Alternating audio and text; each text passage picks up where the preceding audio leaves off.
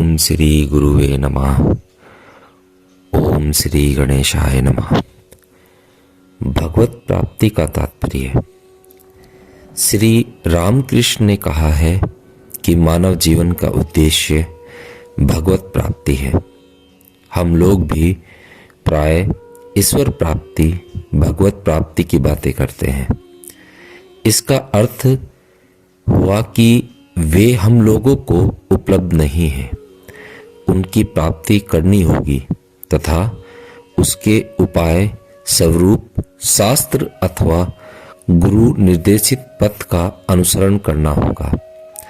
शास्त्र अनुसार भगवान का नाम गुणगान भक्ति प्राप्ति का एक उपाय है। श्रीमद् भगवत के अनुसार भगवान के नाम कीर्तन को व्रत के रूप में जो व्यक्ति ग्रहण करता है, भगवान का नाम करते करते नाम के प्रति उसका अनुराग उत्पन्न हो जाता है। उसी अनुराग के फलस्वरूप उसका अंतर द्रवित हो जाता है। तब वह ऊंचे स्वर से हंसता है, नाचता है, गाता है तथा लोग क्या सोचेंगे इसकी परवाह नहीं रखता है। ठाकुर यानी कि श्री रामकृष्ण ने भी कहा है, भगवान का नाम गुण कीर्तन भक्ति प्राप्ति का एक उपाय है। उन्होंने और भी कहा है, उसके द्वारा बंधन मुक्ति होती है। इस जगत में यथावर जंगम कोई भी ऐसी वस्तु नहीं है जो मुझसे पृथक हो। गीता में ऐसा कहा गया है। फिर भगवान यदि हम लोगों के भीतर है, बाहर है, सर्वत्र ओतप्रोत है, तो हम लोग उसकी प्राप्ति क्या करेंगे? जो वस्तु नहीं है उसको पाना ही प्राप्ति करना है। अतएव हम लोग बात बात में कहते हैं ईश्वर प्राप्ति, भगवत प्राप्ति, किंतु इस कथन का तात्पर्य अच्छी तरह सोचकर देखते नहीं हैं। सोचते नहीं हैं कि भगवत प्राप्ति करने का क्या अर्थ है। यह प्रश्न हम लोगों में से प्रत्येक को अपने अपने मन से करना होगा। भगवत प्राप्ति किसको कहते हैं? कौन किसकी प्राप्ति करता है? कैसे करता है? भगवान कौन सी वस्तु है? सर्वप्रथम सोचकर देखें कि अवतार या भगवान का क्या अर्थ है।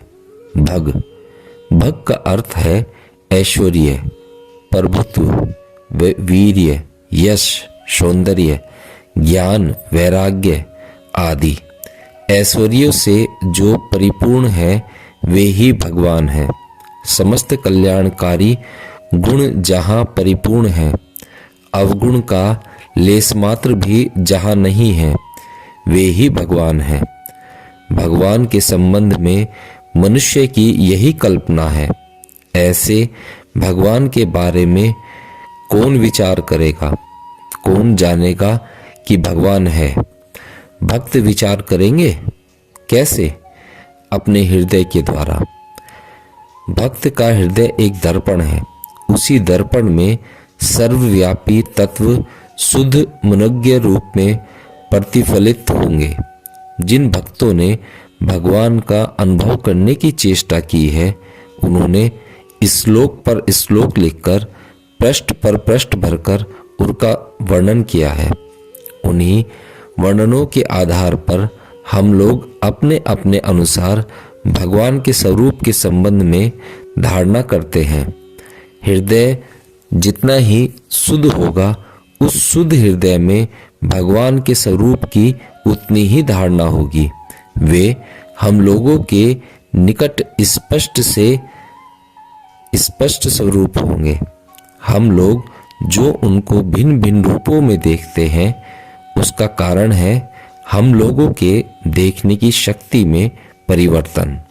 इस प्रकार भगवान का चिंतन करते करते हम लोग जितना ही उनकी ओर बढ़ेंगे, उतनी ही उनके संबंध में हम लोगों की धारणा बदलती जाएगी। मनुष्य अपनी बुद्धि के अनुसार भगवान की धारणा करता है। मनुष्य की दृष्टि सीमित है, कल्पना थोड़ी दूर की दूर और जाती है, किंतु वह भी सीमित है। भगवान सीमित नहीं है। मन के द्वारा जिसकी धारणा नहीं की जा सकती, जिसकी धारणा बुद्धि या इंद्रियों के द्वारा संभव नहीं हो सकती है, समस्त जगत की जो धात्री है, उन जगत जननी को शिशु के समान दो छोटे छोटे हाथों द्वारा पकड़ने की हम चेष्टा करते हैं। फिर दो छोटे छोटे हाथ ही तो शिशु के संबल हैं। उन्हीं हाथों के द्वारा जब वह मां को पकड़ने जाता है तो उसे दोष नहीं दिया जा सकता। इसी प्रकार भक्त भी बुद्धि से अगम्य भगवान को बुद्धिग्राही बनाकर अपने छोटे छोटे अपुष्ट दुर्बल हाथों के द्वारा पकड़ने जाता है, तो फिर भगवान को हम कैसे जान सकते हैं? मनुष्य की बुद्धि में कोई तत्व जितना प्रतिभात होता है वह उतना ही समझ सकता है। भगवान को हम लोग संपूर्ण रूप से समझ सकेंगे, इस प्रकार की दुराकांक्षा से कोई लाभ नहीं है। उसके संबंध में कोई सर्वसम्मत धारणा भी नहीं है। चूंकि मन भिन्न भिन्न है, इसलिए धारणाएं भी भिन्न भिन्न हैं। देवता का अर्थ होता है पूर्णता के आदर्श ने जहां रूप धारण किया है वही मेरा देवता है। भगवत प्राप्ति का अर्थ किसी अलौकिक शक्ति की प्राप्ति नहीं है। भगवान के संबंध में जो श्रेष्ठ धारणा है, उसी धारणा का चिंतन करते करते मनुष्य जब उसी रूप में परिवर्तित हो जाता है तो उसे भगवत प्राप्ति कहते हैं। भगवान हम लोगों के भीतर है, फिर भी राग द्वेष काम वासना अशुद्धि संकीर्ति आदि के कारण हम उसे पकड़ नहीं पा रहे हैं। इन सारे दोषों के कारण हमारा चित्त दर्पण मलिन हो गया है। यह दर्पण जब शुद्ध होगा तब उसमें भगवान की शुद्धता का रूप प्रतिफलित होगा। ठाकुर ने कहा है, शुद्ध मन और शुद्ध बुद्धि एक ही है। अंतःकरण शुद्ध होने पर हम लोगों के भीतर की यह मलिनता अपवित्रता आदि के पूर्णतः दूर हो जाने पर भगवान में और हम में कोई पृथक्य नहीं रहेगा, कोई भी अलग नहीं रहेगा। तब मैं नहीं रहेगा, केवल वे ही रहेंगे। ठाकुर ने ऐसा कहा है। इसी मैं ने हमें शूद्र बना रखा है, भगवान से पृथक करके रखा है, जन्म मृत्यु के अधीन नश्वर करके रखा है। जब यह चला जाएगा तब भगवत प्राप्ति होगी।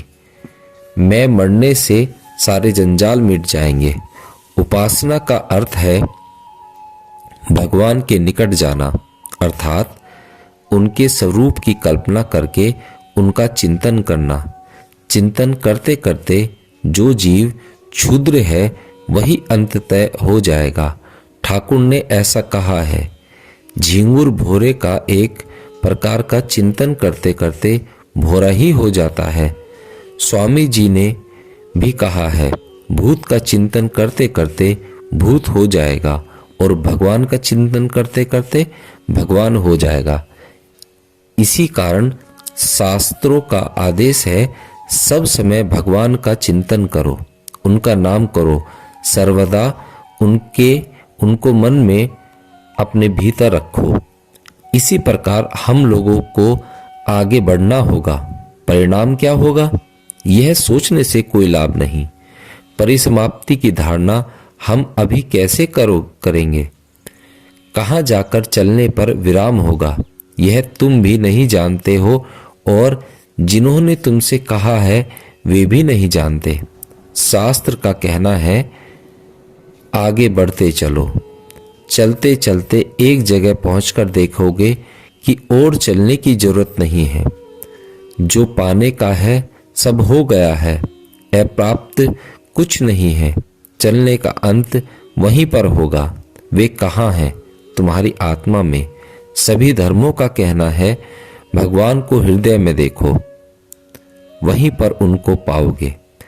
कई लोग कहते हैं इतना क्या हम लोगों से संभव है? ठाकुर ने कहा है, छत पर चढ़ना होगा। सीढ़ी के प्रत्येक सोपान पर पैर रखकर ही तो छत पर जाऊंगा। जहां पर हूं वहां से एक कदम बढ़ाया, उसके बाद और एक कदम, इसी प्रकार क्रम से उनकी ओर बढ़ जाऊंगा। आगे बढ़ रहा हूं कि नहीं, यह समझने का उपाय क्या है, मापदंड क्या है? श्रीमद् भागवत में है, एक आदमी मानो 2-3 दिनों में खा नहीं पाया।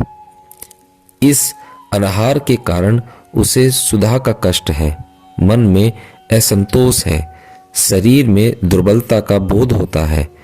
इसको खाने देने पर जब वह थोड़ा थोड़ा करके खाता है तो प्रत्येक गिलास खाते खाते उसकी भूख जनित कष्ट दूर होते जाते हैं, मन का असंतोष दूर होता जाता है और शरीर में बल आता है।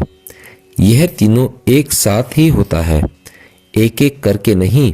इसी प्रकार भगवान की धारणा में जो व्यक्ति आता है, उसकी शरणागति जिस परिणाम में रहती है, उसी के अनुसार भगवान के प्रति आकर्षण बढ़ता है और भगवान के सिवा अन्य वस्तु के प्रति आकर्षण घटता जाता है तथा भगवान के संबंध में उसकी धारणा और विश्वास स्पष्टतः होते हैं। यह हमें याद रखना होगा। अनेक समय हम लोग भगवान के नाम पर रो रो कर व्याकुल होते हैं, किंतु आंखों के ये अश्रुकण यदि हमारे मन की मलिनता को धो न दें, स्वभाव को बदल न दें, अंतःकरण को पवित्र न करें, आचरण को शुद्ध न करें, तो इन्हें व्यर्थ ही समझना होगा। जब देखेंगे कि भगवान के जिस प्रकार आंसू बह रहे हैं, उसी प्रकार विषय वस्तु के लिए भी आंसू बहाते हैं, तो समझना होगा कि ये आंसू भगवान के लिए नहीं है। भगवान से ठीक ठीक प्रेम करने पर विषयों के प्रति आसक्ति उसी परिमाण में कम हो जाती है। श्री ठाकुर ने कहा है, पूर्व दिशा की ओर जितना ही बढ़ोगे, पश्चिम दिशा से उतनी ही दूर होते जाओगे। हम भगवान की ओर जितना बढ़ेंगे, हमारी अधोगामी वृत्ति उतनी ही लिप्त होगी। मन शुद्ध होगा, कोई भी चिंतन अशुद्ध नहीं होगा। जिसकी ऐसी अवस्था हुई है, उसके द्वारा किसी का अकल्याण नहीं होगा, जगत के लिए यह आशीर्वाद स्वरूप होगा। श्री ठाकुर की वाणी है, पहले हृदय दर्पण को शुद्ध करो, फिर उसके ऊपर पूर्ण आदर्श का जो प्रतिफलन होगा उसको भगवान समझना और उनकी ही जिस मानव के भीतर अभिव्यक्ति हो उसे अवतार समझना। अवतार के संबंध में हम लोगों की कोई धारणा ही नहीं है। भ्रांत धारणा को लेकर हम कलह करते हैं। तुम्हारा भगवान सत्य की नहीं, मेरा भगवान सत्य। काली बड़ी या कृष्ण बड़े, शिव बड़े या विष्णु, हम लोग न तो कृष्ण का अर्थ समझते हैं और न काली का, केवल कुछ कल्पनाओं को लेकर विवाद करते रहते हैं। कल्पना भी यदि शुद्ध हो तो वह मनुष्य को चरम लक्ष्य तक पहुंचा सकती है। यही है कल्पना की सार्थकता। यदि हम दृढ़ता के साथ आगे बढ़ते जाएं, लक्ष्य को पकड़कर निष्ठा के साथ चलते रहें, तो हम कितने भी अपवित्र क्यों ना हो, हमारी धारणाएं कितनी भी अपूर्ण क्यों ना हो, धीरे धीरे वे सभी धारणाएं पूर्ण होने के लिए बाध्य होंगी एवं अंतगत्वा हम चरम आदर्श तक पहुंचेंगे ही। श्री ठाकुर ने कहा है, विभिन्न मतों या पथों पर चलकर एक ही लक्ष्य तक पहुंचोगे। वे अपने अनुभव के आधार पर दिखाते हैं कि हम मन को जितना ही शुद्ध करेंगे, मन उस शुद्धतर वस्तु की उतनी ही धारणा कर पाएगा।